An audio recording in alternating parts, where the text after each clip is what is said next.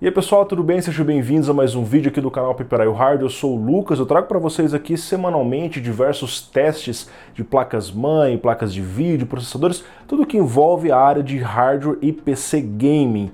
E nos meus reviews de placas-mãe eu sempre recebo a mesma pergunta nos comentários. Lucas, qual a diferença que o dissipador no VRM faz na placa-mãe? A diferença prática na temperatura e na performance. Porque dependendo da placa-mãe, quando você coloca um CPU muito rápido, o VRM esquenta demais, acaba reduzindo a frequência do processador para ele não superaquecer, para não derreter ali dentro, né? E aí que o dissipador acaba fazendo diferença.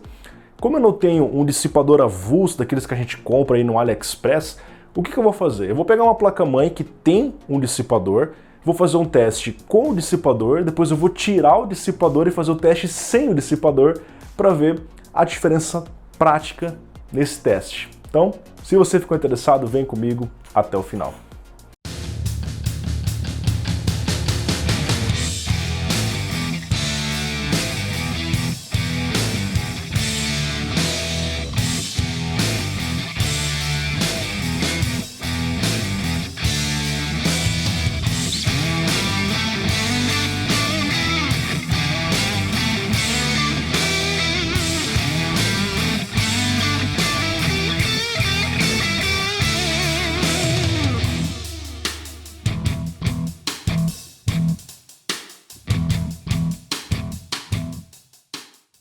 Então pessoal, como é que os testes vão ser feitos? Eu vou usar uma placa básica, B450 TUF Plus da ASUS.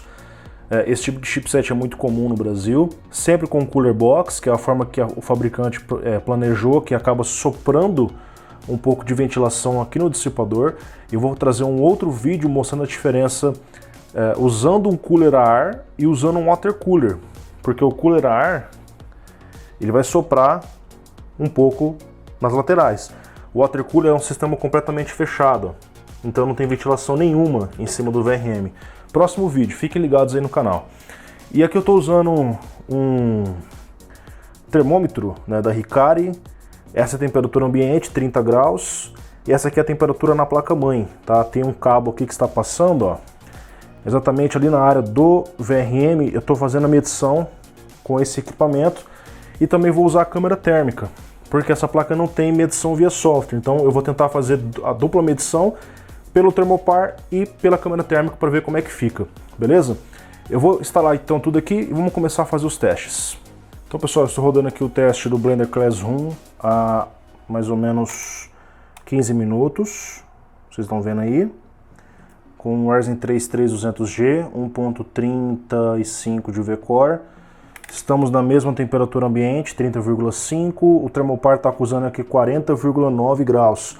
A temperatura acusada aqui vai ser um pouco menor que a temperatura real, porque ele está por baixo da placa-mãe e ele não está em contato direto com os MOSFETs, né? A única forma de medir 100% preciso é via software, mas essa placa não tem sensor para fazer essa medição, ok?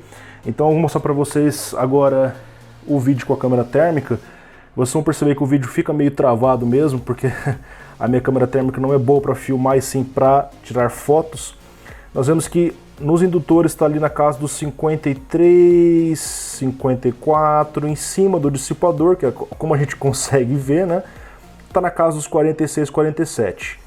Então parece uma temperatura bem consistente em relação ao Thermopar, um pouquinho mais quente aqui do que em relação a ele, né?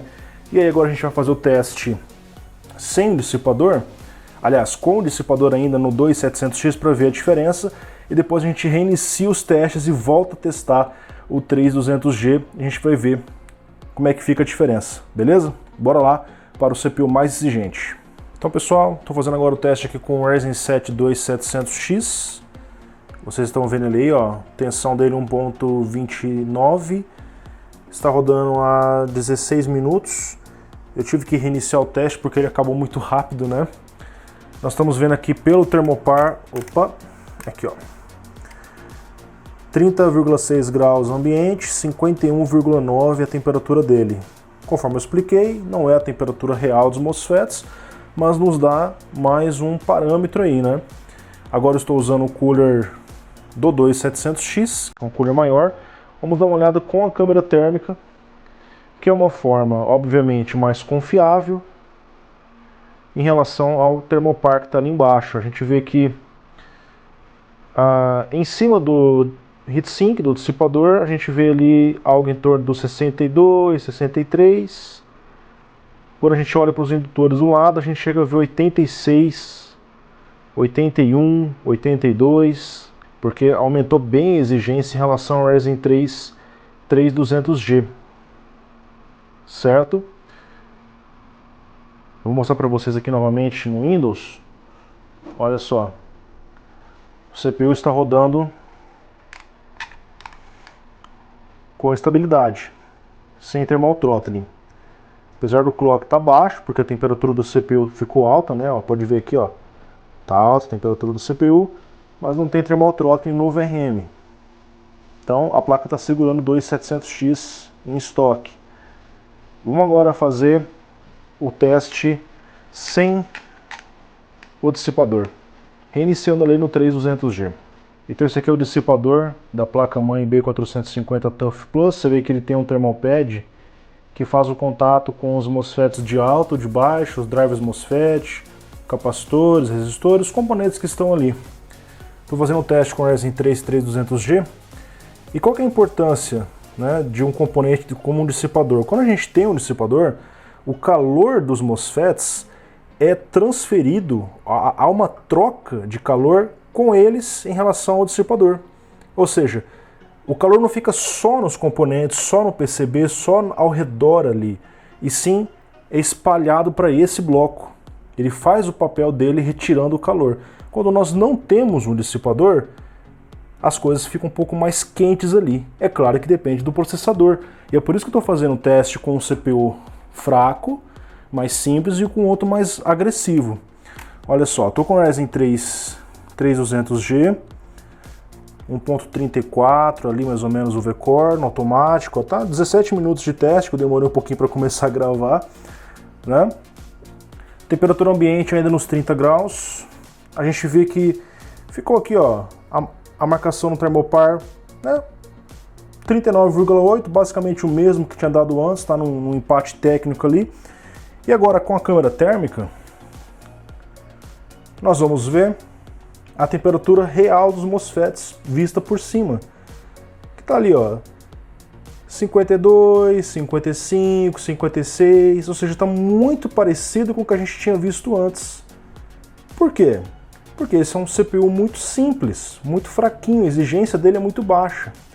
Então, mesmo que você pegue uma placa sem dissipador e vá usar um Ryzen 3 3200G, um Ryzen 5 1600, CPUs assim, a placa ainda dá conta. Agora o bicho vai pegar quando a gente colocar um Ryzen 7. E é exatamente isso que nós vamos ver aqui então. Beleza? Então, basicamente a mesma temperatura com o CPU fraco. Pessoal, está encerrando aqui o teste do 2700X. Olha só que coisa interessante, cara. Mesma temperatura ambiente, 30,5. A temperatura do PCB, ali da parte de trás, está um pouquinho mais frio. Por que será, cara, que isso aconteceu? Olha lá. Estou usando aqui o 2700X. Vocês vão observar que o V-Core está o mesmo ali, né? Sem thermal throttling, tudo ok. Mas o que aconteceu aqui? Olha só. O cooler está soprando ar em cima do VRM, em cima do PCB. Ó, reparem ali, ó. Tá vendo os negocinhos se mexendo? Ó, opa. Dá pra ver, né? Por quê? Tá soprando em cima. Ó, aqui tem vento, aqui tem vento. Isso acaba ajudando o VRM a não ficar tão quente e o próprio PCB a ficar numa temperatura razoável. Olha só, cara, que coisa interessante. Então, antes de encerrar esse vídeo, eu vou já dar um gostinho do que vem no próximo. Eu vou colocar um water cooler aqui. E eu acredito que a temperatura vai ficar maior, cara. Vamos ver com a câmera térmica? Olha só. Com a câmera térmica agora, naquela lentidão que vocês já sabem, a temperatura ficou bem maior em relação ao teste que a gente estava vendo com o dissipador. Tá batendo 100 graus ali, pessoal. Lembra que o dissipador em cima estava mostrando que estava em mais ou menos 60 graus? Agora os MOSFETs diretamente medidos acima dos 100 graus. Ó. Ali nos indutores que a gente estava vendo 81, 85, ó, a gente vê ali 92, 94, 98. Você vê que já mudou bem a temperatura do VRM. Vamos para o último teste. E vocês vão observar que não tem ventilação nenhuma aqui, porque é um sistema fechado. Essas fãs não estão soprando para cá, elas estão soprando em cima do dissipador. Então isso aqui fica completamente parado, tá? Vamos ver a temperatura do PCB. Olha aí, eu estava certo ali nas minhas hipóteses. Tá quase 10 graus mais quente o PCB, né? Estamos fazendo o teste aqui, ó. Da mesma forma, Ryzen 7, o mesmo V-Core. E aqui vocês vão ver que a gente, inclusive, resolveu o problema de temperatura do CPU. Tá 82 graus, ó. No box estava mais de 90. Mas, ao mesmo tempo que a gente resolveu o problema do CPU, a gente piorou a situação do VRM. Agora não tem ventilação nenhuma no PCB. Querem ver o que está acontecendo ali, ó? Dá uma olhadinha, pessoal. Sei que tá meio ruim de conseguir mostrar, mas ó, 128 graus. 127, 125. Cara, isso aqui é extremamente perigoso. O MOSFET pode simplesmente ir pro pau, cara. Uma temperatura muito alta, cara. Minha câmera até travou, ó, de tão quente que o negócio tá, cara. Cara, olha que coisa interessante, né?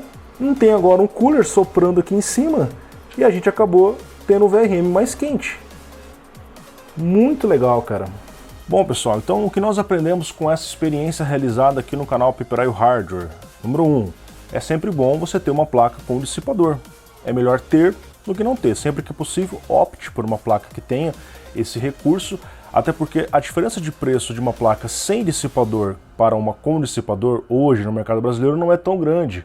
A não ser que você esteja, de repente, querendo economizar, quer montar algo mais barato possível, aí você vai optar por uma placa sem dissipador, aí é uma alternativa sua. Aqui no canal tem vários vídeos de placas sem dissipador. Porém, mesmo uma placa sem o dissipador no VRM, consegue rodar os CPUs mais simples, uma APU, um 2400G, um 3400G, os Ryzen 5, que são os mais vendidos, 1600, 2600, 3600, funcionam perfeitamente. Aqui no canal e todos os reviews de placas-mãe, a gente conseguiu usar Ryzen 5 3600, 200 e 1100 para baixo. Mesmo que o VRM ficou sim um pouquinho quente, porque não tinha dissipador, funcionou, ok? Então essa é uma alternativa para quem quer economizar um pouquinho. Agora, o terceiro ponto. Para você que vai usar um CPU mais rápido, mais exigente, um 2700X que exige mais de 100 amperes do VRM, um Ryzen 9, uma categoria nova que surgiu que também exige mais de 100 amperes do VRM, evite placa-mãe sem dissipador. Vocês viram no teste que o 2700X acabou exigindo muita energia, muita corrente do VRM e ficou muito quente, certo? Se tivesse com o dissipador, seria mais razoável, ok?